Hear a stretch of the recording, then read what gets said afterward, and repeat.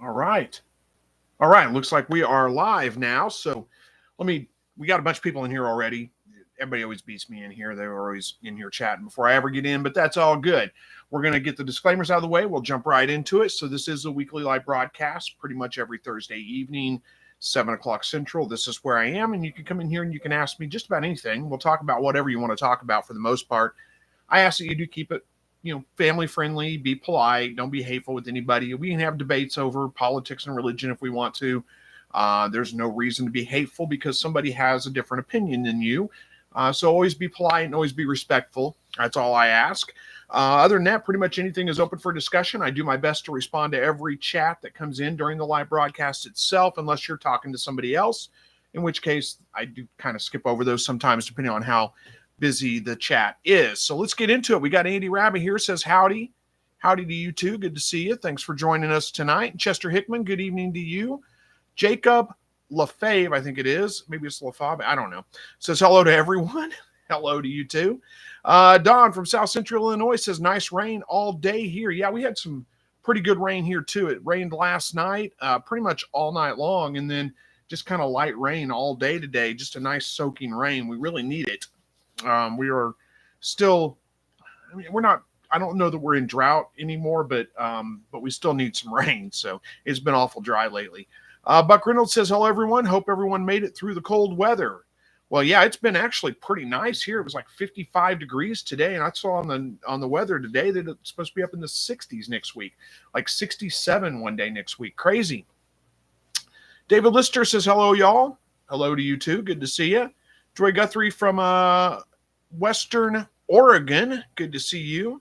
Says the weather guy says that we're going to get snow in a couple of days. I hope it doesn't last long or get too deep. Yeah, we already had snow. I mean, it was a couple of weeks ago, and it's all gone now. So now it's been above freezing for the past couple of days, so not bad. Lazy Homestead. Hello, Caesar. Good to see you. Tony from Toronto. Good to see you. Thanks for joining us. Joe Sandy says, good evening, everybody. Chris, I'm so sorry for your loss. I've been praying for you and your wife and family. Thank you very much. I appreciate that. It was sad. I mean, if you guys don't know, my mother-in-law passed away last Wednesday, and that's why I wasn't here Thursday, and that's why I didn't get videos done. We spent some time, trying to clean out the apartment that she was living in and getting her father situated, my wife's father situated and all that. And it's all going pretty well. I mean, it's good as can be, anyway. So, but I appreciate it. Don says, oh no, he cut off. I don't know. Are you talking about me? I cut off? Can you guys hear me still? Are we doing okay? I think we can hear me. Got people responding to me. So, yeah, no, I appreciate that. And it was really, pray for my wife and her family. Continue to pray for them. They're all doing okay with it. I mean, as good as you can be expected, but it's still sad for sure. Dawn's refreshed and got it back. Good. Thank you. I'm glad you got it back. Jacob says, I sent 40 Celadon eggs tonight. Set them. So I should have some chicks running around by Monday. You set 40 Celadon eggs tonight, and you should have chicks running around by Monday? I'm not sure. You set them tonight, you think they're going to hatch out by Monday. It doesn't go quite that fast. Maybe you set them into lockdown. Is that what you mean? Put them into lockdown tonight? Because that would make sense. Good luck with your hatch either way. I'm just having a hard time following that one for sure. Andy says, hey, everybody from Southwest Michigan. Mostly sunny and 49 degrees today. Well, that's not bad, is it? Katrina from Minnesota, I think it is, says, hoping to start my quail journey this spring. Well, you came to the right place. If I can't answer your questions about it, if you got them, there's somebody here that probably can. So we'll do our best to help you along, and hopefully things go well for you. Jacob says, oh my gosh, sorry for your loss. Thank you. I appreciate that. And Yuri Byler says, good evening, good evening. Sorry to hear about your mother-in-law. Yeah, thank you. I appreciate that.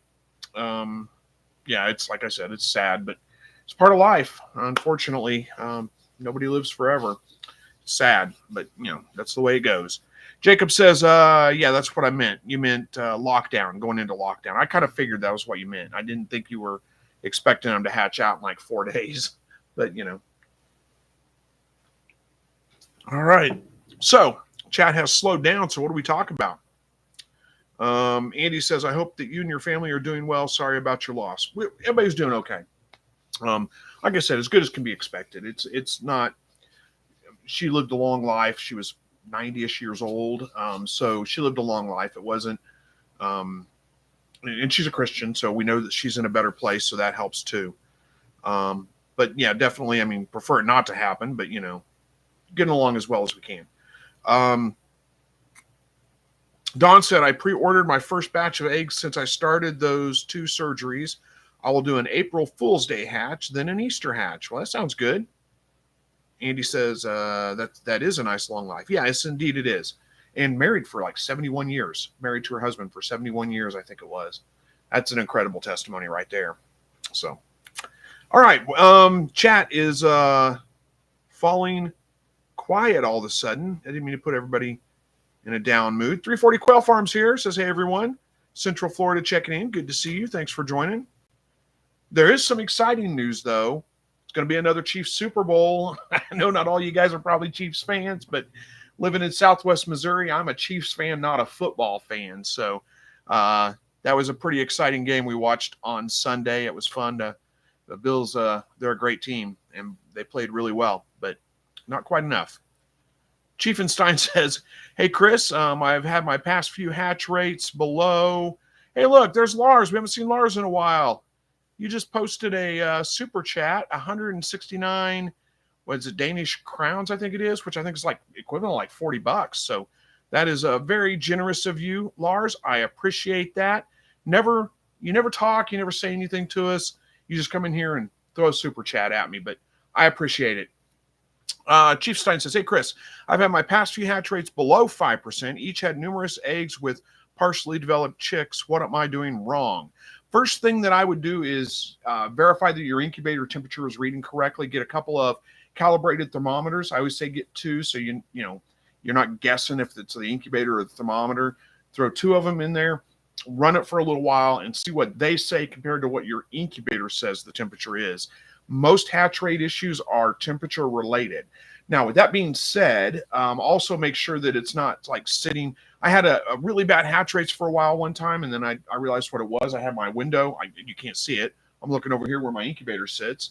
My window was open, so as the sun would go across, during the middle of the day, it'd shine right through that window, right on the incubator, and heat it up, basically.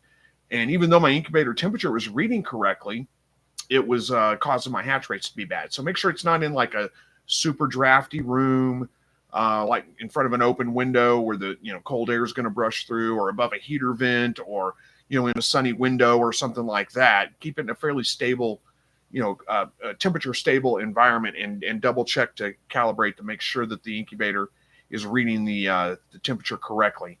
It's not uncommon for almost all incubators. It's not uncommon for them to be off just a degree or 2, and you may have to, instead of 99, it says on the incubator, it may be like 97. You may have to bump it up a couple degrees to get it to be actually 99 degrees inside the incubator. That's the first thing I would check. And then, if you can rule that out, the only other things that I can think of is, you said that each one had, or numerous eggs had partially developed birds, which makes me think it's not a fertility issue. It's probably more of some, temperature is the biggest thing. That's usually the biggest culprit. And especially with partially developed eggs, that's probably the issue. Yuri says, have you gotten homing pigeons yet? I saw you said something on Copernic's Corner. Thought you might be interested. I have some myself. I am interested in doing that. I just have not yet. I've got too many irons in the fire right now with work and home and life and, all those kinds of things going on, and to add something else right at the moment. But maybe sometime soon. I don't know. I keep going back to it. It's one of those things that it's fairly significant investment to build a pigeon coop. I'm not sure how long they would make it. I've got hawks that nest in my backyard. Don't know that those hawks would take pigeons. They're not red tails. They're a smaller hawk. I'm not 100% sure what kind they are, but still, I don't know if the pigeons would last long with them around. But I don't know. I'd be willing to try it. Who knows? Maybe someday. Andy says, Don's jumping back into the swing. Oh, yeah, indeed. Yeah, it took me a minute to realize what you were talking about. Yes, indeed. Hopefully your hatches go well. Katrina says, what type of outdoor weather do I want to coordinate my move of future quail outdoors? Okay, let me read that again. What type of outdoor weather do I want to coordinate my move of future quail outdoors? Honestly, hang on a second. So honestly, you don't have to worry about the weather too much. When your birds are over, in the wintertime here when it's pretty cold, I'd say down below like 40 degrees on average. I always wait till the birds are at least about 3 weeks old, and then move them outside at that point. But they feather out by about 2 weeks old, start weaning them off the heat lamp, dropping the temperatures down. I actually start dropping them after about a week. And then get them moved out. Usually during the summertime, they're moved out to the outside hutches by 2 weeks old. But once they're out there, once they're past about that 3-4 week mark and they're acclimated to being outside, it doesn't really matter what the temperature is outside. Or what the weather is outside. As long as they have a spot in their hutch that they can get out of the wind and out of the weather, like the rain and the snow and that kind of stuff, they do just fine. And we've gotten well below 0 Fahrenheit, not wind chill, but actual temperature, and no problems. So you don't need to worry about it too much, honestly. Don says, I don't do sports since they took the knee. Well, I understand. I've got a lot of people that say that. I don't think I ever saw that. Like, again, I'm not really necessarily a football fan, but I am a Chiefs fan. I've been all my life because I'm from Southwest Missouri. So I don't know that the Chiefs ever did that. And in fact, one of the things I really like about him is that, is Andy Reid, Coach Andy Reid, said that he wasn't going to allow anybody to do that. He hasn't joined in on all the woke agenda stuff. He's actually resisted all that, and I actually like that about him, because it should be football, not a political thing, right? Jacob says, how has your Brincy, I think it's what it's called, been holding up? How many more hatches have you done since you got it? I couldn't tell you how many hatches I've done since I got it, but so far it's holding up really well. It's actually doing a great job. But, I had great hatches out of my little giant incubator too, so both of them do really well. Joe Sandy says, I know temperature isn't supposed to affect egg laying, but my girls almost stopped laying during a couple of weeks of very cold weather. Well, it could. I mean, it can affect it a little bit. It's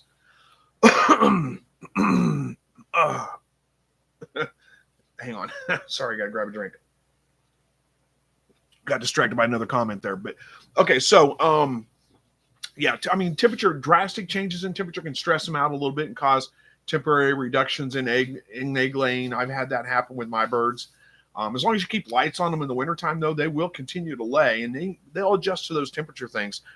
For the past couple of weeks, temperatures have been below freezing, so every egg I've gotten has been frozen, but they're still laying a pretty good amount of eggs.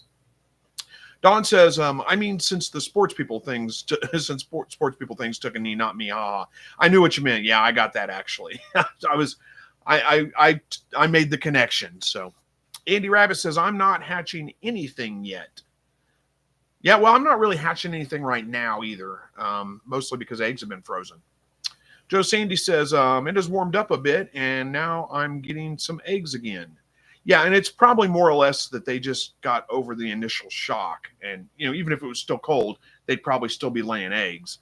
But, yeah, I understand. Don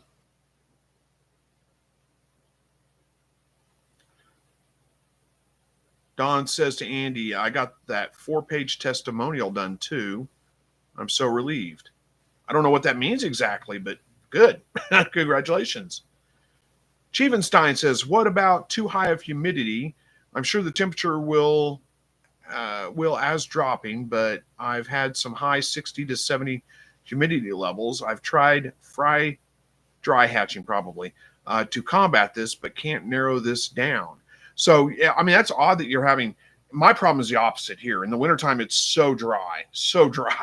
But 60 to 70% humidity is not that high. It shouldn't affect your hatch rate that much. If it was like 80, 85%, somewhere around in there, maybe. But 60 to 70%, probably not. Chiefenstein says, sorry for the typo. No problem. I'd be making worse typos if I was typing all the time. Joe Sandy says it's the greatest blessing when you know for sure your loved one went to be with Jesus. Absolutely it is.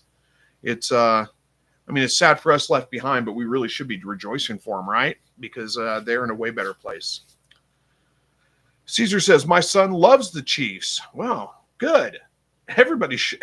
I don't know if everybody should, but good. I'm glad to hear that. Excuse me. Homestead Matters says, happy Friday Eve, folks. Hope everyone is doing well. I'm doing pretty well. Hopefully you are too. Andy Rabbit says, I was able to the supervised visit with the mother this afternoon, so I'm free this evening. Well, that's good, I guess. Stein says, thanks for the feedback, by the way. Oh, you're absolutely welcome. That's what we do this for.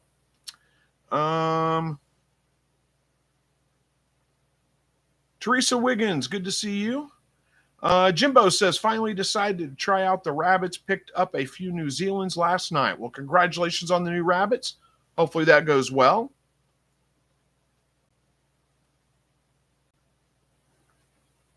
Let's see. Oliver Wendell Douglas says, Chris, because of the cold weather here in Ohio, I moved my rabbits inside my shed together. 2 males were in the same cage and one attacked the other one. Oh, man, I'm sorry to hear that.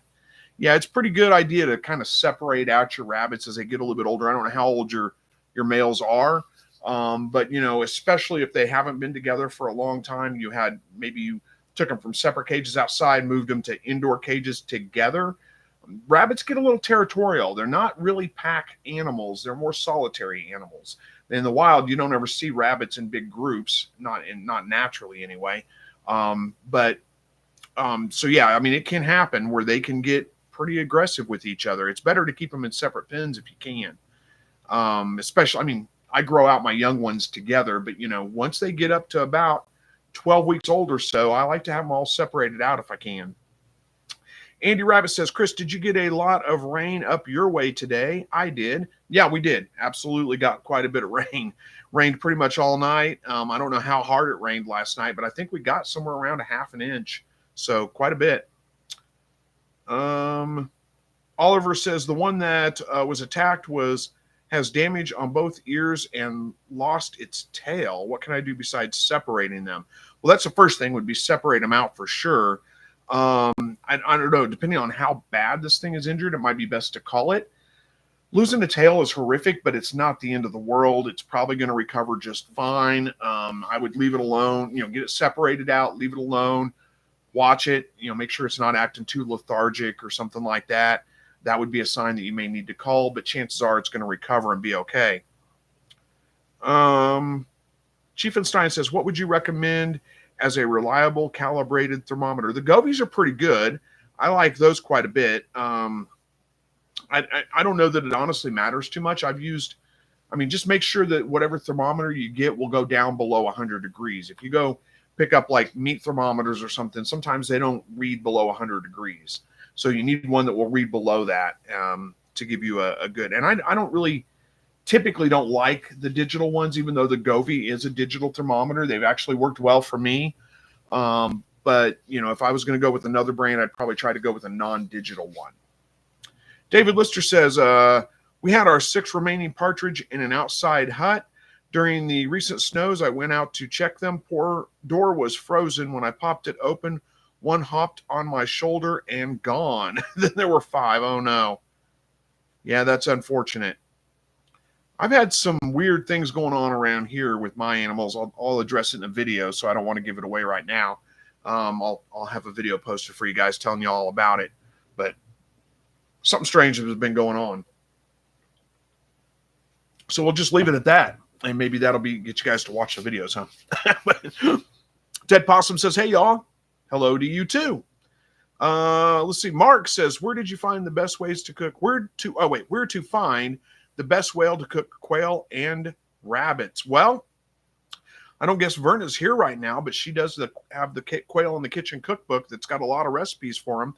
Honestly, just pretty much whatever recipe you like with chicken, you can substitute rabbit or quail in with it. Quail's got a little bit more flavor, so look for maybe like Dove recipes and those kinds of things. There's a whole bunch of them out there as far as the best place to find the best recipes. I don't know that I can tell you the best ones. Somebody in here is probably going to have some opinions on that, and we'll see if they can give you some advice on that maybe. Dead Possum says opinion on buck versus doe size difference. So I'm not sure exactly. I mean, that's kind of wide open question. I'm not sure exactly what you're going with. Like one significantly bigger than the other. I think if I was going to do that, I might breed like a smaller buck to a bigger doe. But honestly, I don't know. I mean, I don't know. I mean, you don't want to breed a dwarf rabbit with a full size meat rabbit. You don't want to do that. But you know, slight differences in size, a little bit smaller buck is not that big of a deal. Teresa says, let's see, I looked for a button quail plushie and couldn't find one, so I'm making one with wool. I used to spin my own yarn. Oh, awesome. So I'm assuming if you're going to make one with wool and you're talking about spinning yarn, that you're going to crochet one maybe? I don't know. That would be interesting. Desert Homestead says, I'm watching 2 wild cottontails in my front yard. The one keeps jumping about 3 feet in the air. It's amazing how high they can jump. Yeah, they can. Yeah, it is crazy. It's probably breeding activity. You know, they're courting each other. It's getting real close to breeding season for them. They start breeding pretty early. It's pretty amazing, honestly. Lazy Homestead says, would I have territorial issues if I had a quail breeder cage with 4 roosters and 16 hens, roughly 6 square foot cage? I don't have any issues with it, unless you're trying to introduce like birds that have never been together. They're adult birds, and you try to add new adult birds to an existing flock, then yeah, you're going to have issues. But if you raise them up together, no problems, really. I mean, every quail is a little different. Sometimes you run into aggression issues with quail generally, but for the most part, no, I don't have any issues with it. That's how I run my cages. Andy Rabbit says, Living Tradition Homestead on YouTube has some good recipes on both and printed cookbook for rabbits. That's true. Living Traditions does have the rabbit cookbook. That's a good one. And there are some good recipes on there. I've done a few cooking videos, but I don't know. I haven't done a lot. I need to do some more probably and get them out there for you. Let's see. Homestead Matters says, for quail, we love a country captain. Bobby Flat has a great recipe. Oh, is that Bobby Flat? Probably not Bobby Flat. Bobby, maybe it is. I don't know who that is right offhand. Anyway, says, subbing out chicken over a bed of rice or mashed potatoes and you're golden. Yeah, that's really good. You also basically just look up a basic saute. It's a pretty common recipe with like wild game, where basically you take the quail, like I breast them out. You could do whatever you want to, but I take the breast, I cut the breast off the bone. So I have boneless, basically 2 halves of boneless quail meat, dredge them lightly in flour, brown them on the outside, make a roux, like some, fat. Butter is my preference, or bacon grease or something, but butter's a good one too. Add a little bit of flour to it, make a roux, basically thin it out like you're making a gravy with some onions and whatever kind of stuff you want in there. Onions and mushrooms are really good. Throw the quail back in there and basically saute till done. And that's a really good recipe. And you can serve that over mashed potatoes, with noodles, with, whatever. That's a really good one too. And it's pretty easy. Just, make sure you season your flour really well. And there's a little trick to know that you've seasoned your flour well, salt, pepper, garlic, whatever you like in it. But taste your flour before you cook with it. And it seems weird, but just grab a pinch of it, taste it. If you can taste the seasoning, it's well seasoned. If you can't, you probably need to add more seasoning to it. Teresa says, no, I'm using the needle felting technique. Okay, I'm not familiar with that, but sounds interesting.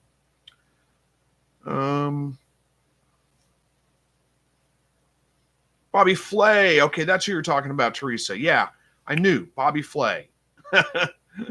Homestead Matters says, Bobby Flay autocorrect is killing me tonight. Yeah, Bobby Flay is, I don't watch a whole lot of cooking shows. There's a couple I like. I like The Kitchen. I don't know if you guys have ever seen that. I like that one. I watch that one pretty regularly on the weekends because it's on in the morning. I'm up. Nobody else is, so I'll watch it. And Bobby Flay, that Beat Bobby Flay show is just incredible.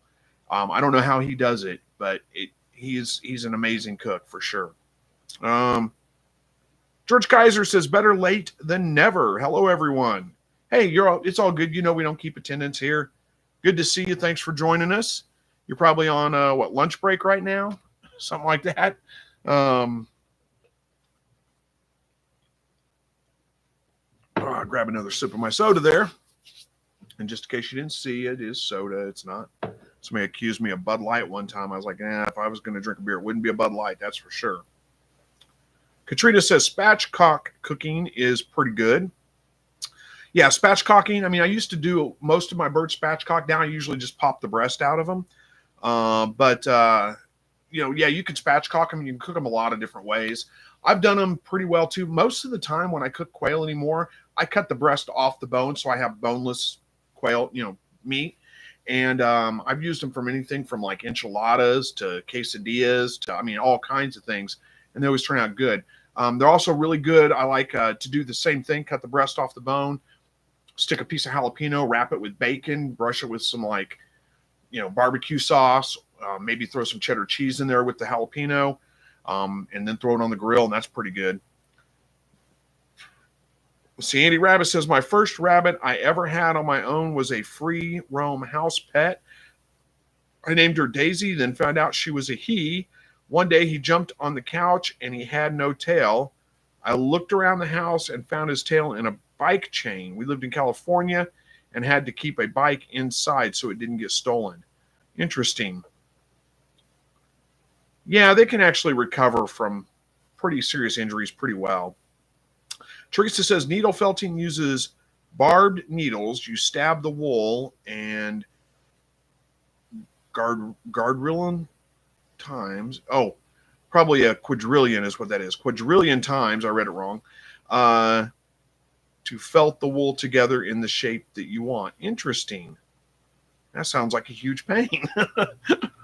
But then again, there's a lot of things I do that probably sound like I like macrame. I make plant hangers and things for my wife sometimes. I've made macrame belts. I macrame, I call it macrame. A lot of people wouldn't call it that, but it is macrame. I macrame my rifle slings. I do have a macrame. It's basically just a woven belt. It's not really macrame, paracord belt that I wear when I go fishing because I can get it wet and not worry about it. Homestead Matters says, how can someone care if you drink a beer in your own live anyway? Oh, some people. Yeah, well, I'm not worried about it either. I'm not against drinking beer for sure. I have a beer every once in a while, have a couple of beers every once in a while. But I'm more into a craft beer kind of stuff. I don't drink Bud Light. And in fact, I don't drink lagers or any of those things at all. Don says, oh, yuck, Andy. Yeah, poor thing. Andy Rabbit says he was fine and he lived just fine. Yeah, it's pretty incredible, honestly. You think some of those things would be horrible injuries to him, and I don't know if you've ever I don't know. I don't know domestic rabbits. I don't know that I've ever tried this on domestic rabbits, but like wild rabbits, when I was rabbit hunting, go to clean them. Their tail just pops right off. It's super easy to pull off. It's not on there very well. I honestly don't know how they don't lose their tail more often. And then we're at the end of the chat again. How are we doing on time here? Yes, it's 7:30. So, why is that doing that? I'll do that later. Andy Rabbit says he was a cool rabbit, would run to the other room to use the litter box. I've heard of people litter box training rabbits. When I was a kid, we got like a lop rabbit from my sister, and they told us, yeah, it can be litter box trained. It never went to the litter box. Never was trained to a litter box. Chewed up her bed. It chewed up everything. It was terrible. Don says, I assume they don't bleed much when they lose their tail. No, honestly, well, I don't know. I've never tried to pull the tail off of a live rabbit, but that would be hideous. Don't do that. But yeah, I don't know. I don't think they bleed a whole lot when that happens. Homestead Matter says, what's on everyone's garden plan? I keep thinking I need to start planting my garden now, and I just haven't done it yet. I've been kind of lazy this year. I haven't gotten the plants from last year out of there yet. They're still in there, sitting there. But I don't know. I'll probably do. I'll just do the standard stuff I always do. We kind of pared down the garden a little bit last year. Didn't have great performance in it. I just kind of didn't give it enough attention. I need to. I've always say that I help people raise their own plants, or own meat, eggs, and vegetables, and I don't really do a whole lot of vegetable gardening kind of videos. I should, but I'll probably do the standard tomato, because I just love tomatoes. Some peppers, jalapenos, habaneros, um, maybe some poblanos. My wife doesn't like bell pepper, so we substitute poblano a lot of the times in recipes. They're pretty good. I like those quite a bit. Okra, love pickled okra. Okra is a good one that I always does well for me. Let's see, what else will we probably grow? Those are the standard things that I always grow. Might do some squash again this year. We had some bad problems with squash bugs and vine borers over a couple of years and just couldn't get them under control, so we stopped doing it for a little while. Last year wasn't as bad, so I'm hoping that maybe we can get away with some squash this year. Let's see what else. Did I say cucumbers? I'll grow cucumbers, do some pickling. I don't know what else. I'll figure it out as I go. Andy says I didn't find any blood anyway. No, I imagine they don't really bleed a whole lot when they lose their tail. George says, let's see, we've got some 7-week-old male quails, 2 weeks from harvesting, probably 18 to 20. They squawk the whole night, killing me. Yeah, that's that's the problem with young roosters. When they first come of age, they start going crazy. If you can keep them in the dark, that helps, but it doesn't fix it. They'll calm down eventually, but by that time, you're probably going to have them in the freezer. Teresa says it's pretty tedious, talking about the wool knitting thing, what you're doing.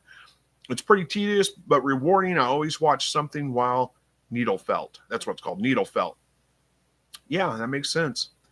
Homestead Matter says, I'm hoping our 4-year-old fruit trees have some actual fruit this year. No kidding. I kind of hope mine do too, and the squirrels don't get them all. Last year, peaches blossomed early. The frost got them. The late frost got it. Year before, though, the peaches, well, a couple of years before, the peaches, just loaded peach tree. Didn't get a single one. Squirrels got them all. Same thing with my pawpaw. Pawpaw produces every year. Not a lot, but it does produce, and the squirrels get it every year. The Desert Homestead says, I have 3 rabbits that are missing toes from coyotes under the cage, and blood was everywhere. Oh, that sounds terrible. I'm sure they recovered okay, but yeah, that's a hideous thing to think about. Andy Rabbit says, but I may just not remember that was over 30 years ago. Oh, talking about you may not remember if there was a lot of blood because that was 30 years ago. Maybe. David says, I saw a video the other day about first-time doe rabbits. They suggest brushing her shortly before kindling date in case the doe does not pull her own fur, is what you're saying. Then you can add it to keep the kids warm. Yeah, that's not a bad idea. I've never had too many issues with the doe not pulling fur. It's never really been a problem. Also, they release a hormone, right? Whenever they give birth, basically, that makes their hair on their dewlap and stuff really easy to pull. So you can pull fur out pretty easily from there if you need to. But it's not a bad idea to brush them out a little bit beforehand, save that fur up.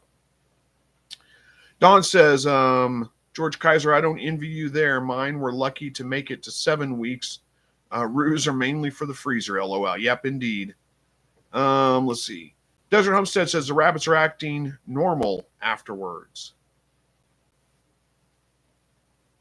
Oh, after missing the toes. There we go. That's what we're talking about.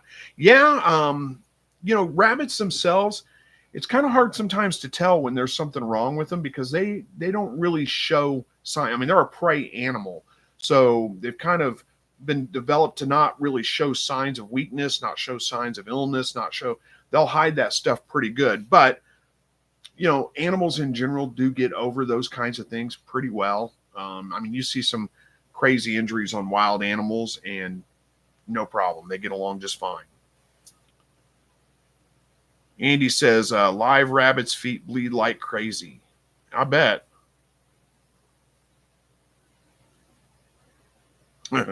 George says to Dawn, yeah, once you focus on the noise at night, you never hear nothing else. I bet. Katrina says, keep experimenting with winter sowing, trying to figure out how I can get away with what I can get away with here, lazy gardening. Yeah, I've done winter sowing and had it work really well. And then one year I had it not work at all. But yeah, I sowed them right in the ground and just put the milk carton over the top of them and stapled it down basically. Every other way I've seen winter sowing done is people do it in like milk jugs with like cut it in a hinge basically and fill it with dirt and plant your seed in there and then tape it shut, and it acts like a little greenhouse. But then you got to transplant it out. So I thought, well, why don't I just do it in the ground? And it worked. It worked great. But then the next year it didn't work at all, and I think it's probably was too dry. I probably didn't give it enough water. Lazy Homestead says homestead matters, building 3 raised beds for peppers, beans, and spinach, growing some winter squash in the ground. Been 3 years since I've had a garden, so easing my lazy self back into it. Yeah, there's nothing wrong with that. I do that all the time. Dawn says, I think the really young roos are hilarious when they start crowing, though. They are kind of funny. I agree. George says, winter crops for you guys: snow peas, green beans, broad beans, beets, of all types. So, well, I mean, I can't really get away with that stuff in the winter. That's more like a fall or spring. Most of the time spring, because we don't have enough of a fall. It stays hot, and then we get like a short break where it's not as hot, and then it's wintertime. And we're below freezing, most of the time. So that stuff you just can't grow that here in wintertime. But early spring, it works really well because we're going in the other direction where it's cold but it's slightly warmer and warming up, and we can get it done before it gets too hot. Andy says, David, I keep extra jug or Ziploc bags of fur I collect from over-pulling mothers when I can. Yeah, that's not a bad idea either. Let's see. Dawn says, if you put another rabbit's fur with a new doe, does it bother her or not make any difference? I've never noticed rabbits getting really any that protective over their litters. And I don't know. You can handle them. All kinds of, it doesn't seem to bother them at all. Chiefenstein says, I just ordered my first pomegranate tree from Ison's nursery. Maybe I'll get to have a pomegranate in 2027. Haha. Maybe a little longer than that too. I don't know. Or I don't know. Where do you live? What part of the country do you live in that you can grow pomegranate? Because I don't think. That's a tropical tree, isn't it? I definitely don't think it would make it through the winters here. Mark says, got to move some 3-week quail out of the brooder box to the grow out box and butcher about a dozen quail tomorrow. I learned not to hatch during the cold weather months due to them being inside. Yeah, well, see, I don't even. They're even in the wintertime. You got to brood them a little longer, but they still go outside. Like I said, by 3 weeks, 4 at the latest, I've got them outside, even in the winter. But I don't really do much hatching in the winter either. David says, is dewlap the flesh under the chin? Yeah, that's that double chin that does have. That's what the dewlap is. Andy Rabbit says, not at all, Don. I've never used a buck's fur before. Oh, I've even used a buck's fur before. He has a long-haired one I had to brush. Hey there. Somebody said hi to Max. He was in here, but he's gone now. He just came in to check it out and see what was going on. A couple people saying hi to Max.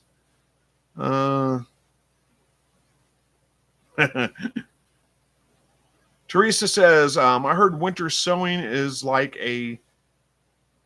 What? I heard winter sowing like a sewing machine, LOL.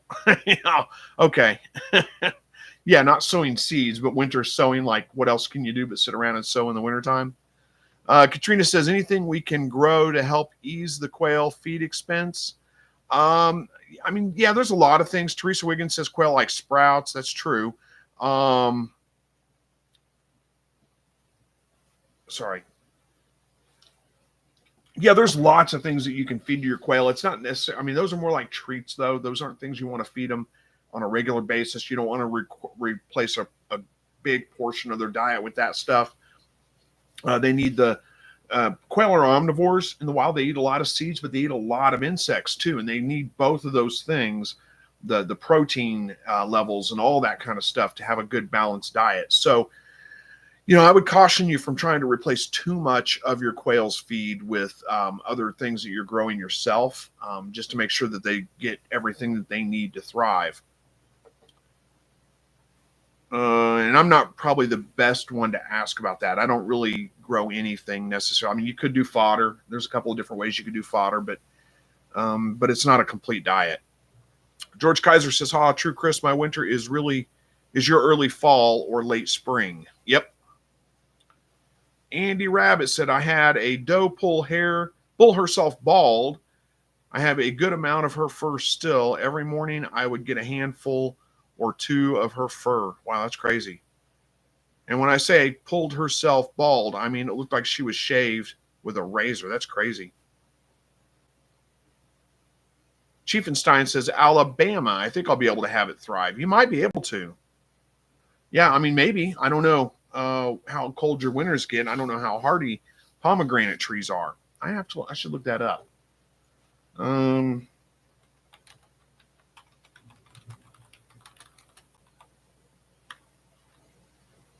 let's see. Pomegranates. Oh, wow. They're actually way better than I thought. It says they can survive down to 12 degrees, but some can tolerate temperatures as low as 7 degrees Fahrenheit. However, they do generally prefer warmer temperatures. Um, so it looks like zones 8 to 10 is probably your best bet. I'm in like 6B. So not quite there. Teresa says, thinking about raising chicken or crickets. Thinking about raising crickets. Yeah, and that's a good, again, a supplement. That's not the only thing you want to feed them, but it's a good supplement. Crickets, mealworms, any of those kinds of things. Small insects would be good for them. I don't know how well they would do with crickets. To me, they're, I mean, I don't know. I would be afraid the crickets would jump away before they would catch them and eat them. They'll chase them down for sure, but I don't know. It might be worth trying. David says, "How did Max handle the recent snow? Our three were like big puppies." Yeah, he doesn't seem to mind the snow. He doesn't really. I mean, he doesn't like the rain. He doesn't like to go out in the rain. The snow's kind of the same way. Like while it's snowing and stuff, he doesn't really want to go out. The snow on the ground, he went out. Walks around in it, goes and he comes right back in. He doesn't like to be out when it's wet. Outside. But other than that, he didn't seem to pay much attention to it. Teresa says, "I've seen fodder sprout mix on Amazon." Yeah, you can actually, I don't know where Verna is tonight, George. I'm not sure, but you can actually you can get lots of things to do fodder with, wheat, barley. There's a whole bunch of things. You can probably get it a lot cheaper than, at like a feed store or something like that than you can at, off of Amazon. It's not really that hard to do. Andy says, "Pull the back legs off the crickets before you give them to them, maybe." Yeah, that could work. Teresa says, "No. Oh, no. I've caught live crickets inside and threw them into the cage, and they had no trouble catching them. It's awesome to watch." Interesting. I'd be cautious of feeding too many live, wild insects to your quail, though. I mean, they can carry a lot of parasites. Probably not a big concern, but I don't know that I'd go too overboard with it. Carmel, is it Carmel? I think it is. Yeah. It says, "We just moved to Washington and my dog Max and Lulu love the snow." Yeah, some dogs do seem to like it quite a bit. Max being a short-haired dog, I don't know if that has anything to do with it, but he doesn't really like to be out in the wet. If it's rain or snow, either one, he doesn't like to be out in it too much.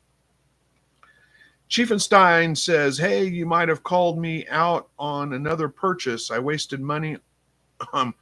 All in though." I don't know what you mean on that exactly. You wasted. I might have called you out on another purchase I wasted money on. I'm not sure what, but you said I'm all in though. Okay, well, I don't know what you did that you wasted money on. Hopefully it wasn't too much money, and hopefully it wasn't my fault. I'm not sure if I'm reading that right. Maybe I said something was a waste of money and, you had already bought it or something. I don't know. Either way, I hope it works out well either way. Rabbit Homesteading says, "Wow, good to see you, Chris, and all the chatters. Good timing." Yeah, it is. Good to see you too. Thanks for joining. How are we doing on time? We got 15 minutes left in the live tonight. And we got a lull in the chat here for a minute. Good to grab another sip.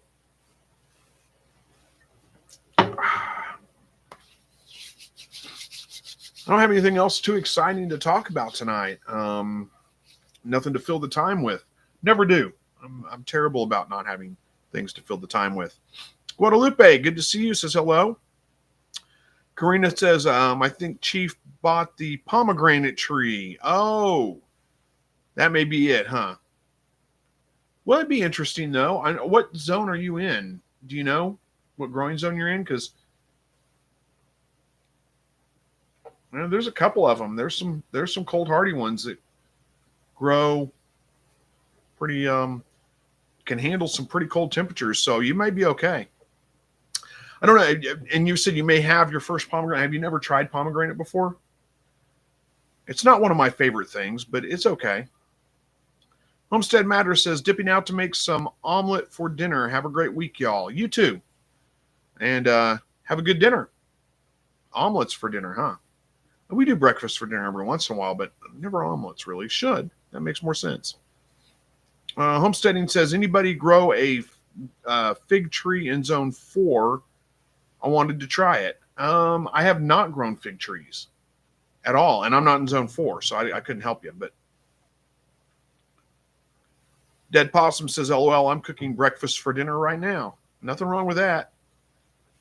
George says, we have some pomegranate in our first year. Mandarins we got after 2 years. Still waiting 3 years and counting for our olive trees.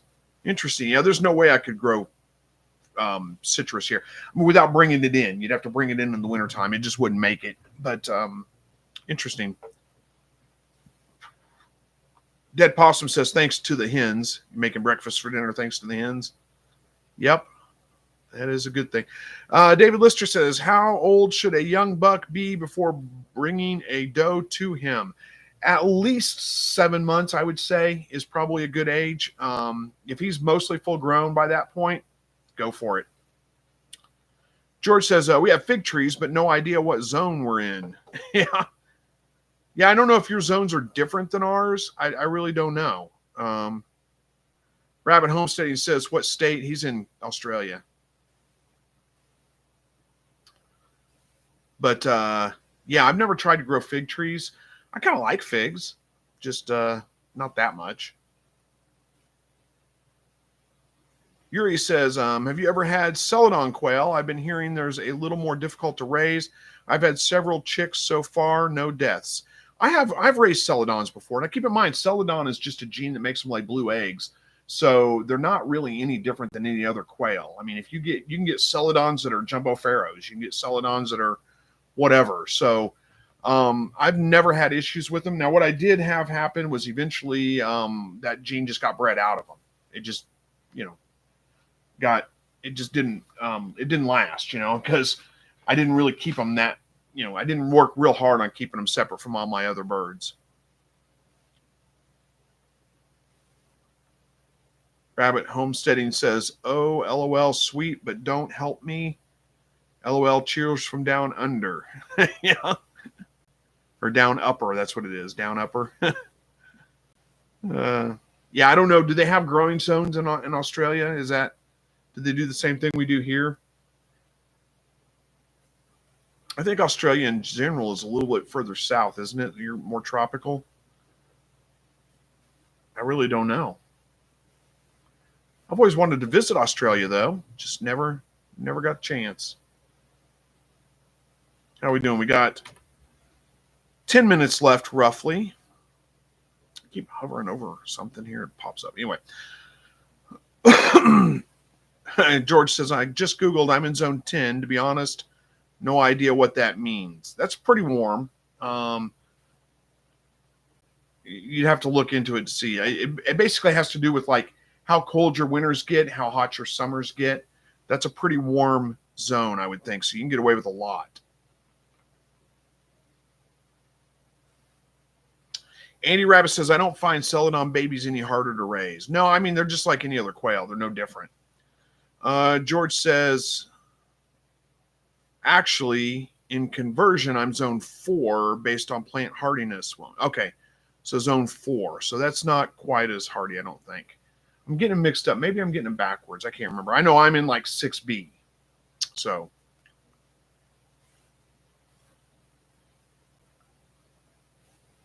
Lazy Homestead says zone 3 here in northwest Wisconsin. So yeah, green beans, spinach, and radishes are my jam. Boy, I like radishes quite a bit. I grow a lot of radish, and they're super fast. So Katrina says that's Minnesota temps, 4B here. Yeah, that's surprisingly chilly. What's your average temperature in the wintertime? Because I know you've talked about like, and I can't do the Celsius, but like 80 degrees-ish in the summer, but I'm kind of curious what your wintertime is. I can look up, the conversion if you give me Celsius, but I can't remember what it is in Celsius. I thought for some reason Australia was warmer. The whole continent was warmer. It is a continent, isn't it? Yeah.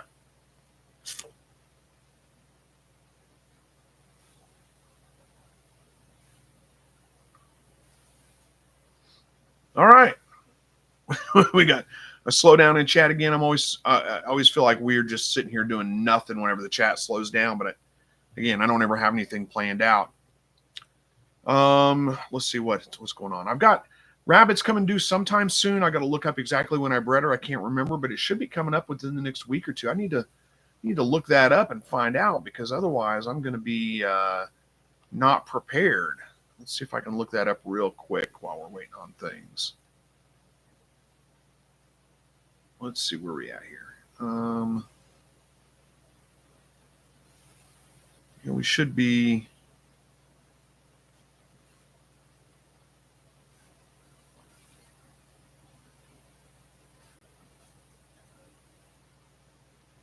Oh, I got like 2 weeks. We're good.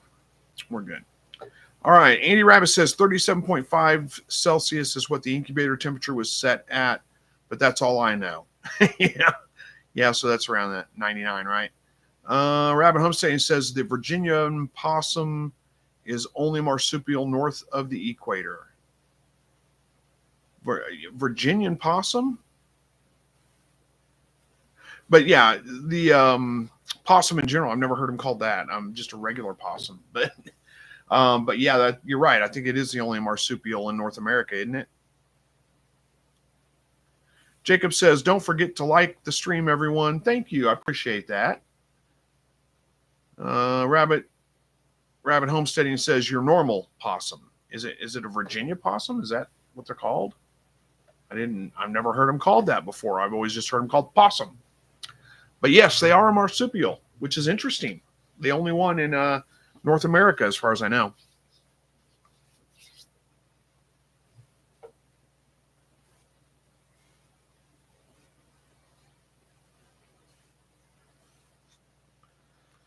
Oh, boy. So technically it is a... Oh, yes. Technical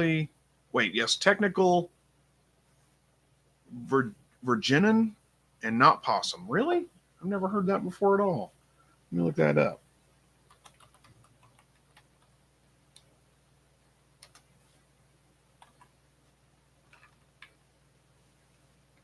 I'm going to have to look that up and read more about that. Yeah, it just says commonly, Virginia possum is what it says. Commonly referred to as the possum. It is a solitary nocturnal animal about the size of a domestic cat and a successful opportunist. Okay, there's a whole lot more about it. I'll look into that later. Jennifer says they call my zone from 7B to 8A. Interesting. David says, what type of rabbits are coming up for you, Chris? Well, hopefully Tamuk. First litter she had was only one. I mean, you may have seen my video. It was a terrible disaster, but I rebred her. So hopefully we have a pretty good litter this time. We'll see. Rabbit Homesteading says, and body temp so low, can't get rabies. I've always heard that possums can't get rabies, which is kind of interesting. We have quite a few possum around here. I see them all the time.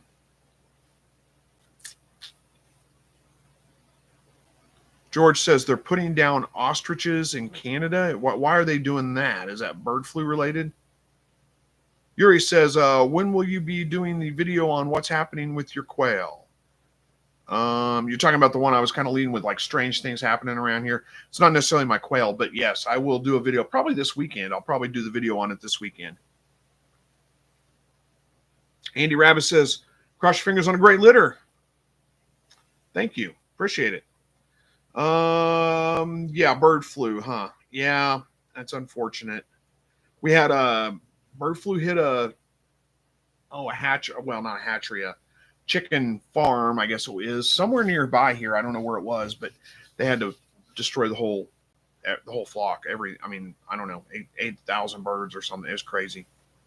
Katrina says, made a story up for my kid about 2 possums. One was walking beside the road, crossed, splat, got hit. The friend wanted to see what happened. Splat, it died too. Yeah, that's pretty typical of possums, isn't it? Farmer Marshall says, hey, Chris, preparing for my quail. I just made my quail feeder, about to make my watering system. Do you have any recommendations for an extra thermometer for the incubator? Yeah, good. I mean, Govies are a good one. That's what I've been using, and I like them. They actually work pretty well. Jacob says, I'm sure glad I have quail for eggs. Chicken eggs in the store are going up like crazy. You know, I've heard that. I haven't actually shopped for eggs for a long time, so I don't really pay much attention to them. But let me see something here real quick. I want to check. I haven't really paid much attention to them, though. But yeah, there we go. That's what I wanted to check. So anyway, I haven't paid much attention to egg prices, but I've been hearing they've been going up. And yeah, it is always good to have your own egg production, so you don't have to worry about that. So who was asking for Farmer Marshall? I do have Govee thermometers in my Amazon shop. So if you go into my, any of my videos, in the description, there's a link to my Amazon shop. You can go look at those. Those are the ones I've been using, and I like them. They've been working pretty well. Rabbit Homestead says, I have a love-hate relationship with possums. LOL, amazing creatures, and love my critters. Wondering where the rest of that is, but yeah, I kind of know what you mean. Lazy Homesteading says, why did the chicken cross the road? Just to show the possum and raccoon it could actually be done. Don't forget armadillo. Andy Rabbit says, I haven't seen egg prices in a few years, so I don't know anything. Yeah, me neither. Hey, there's Rabbit Homesteading with a $10 super chat. Says, laughing at the lazy homesteaders joke. Yeah, that's a pretty good one. I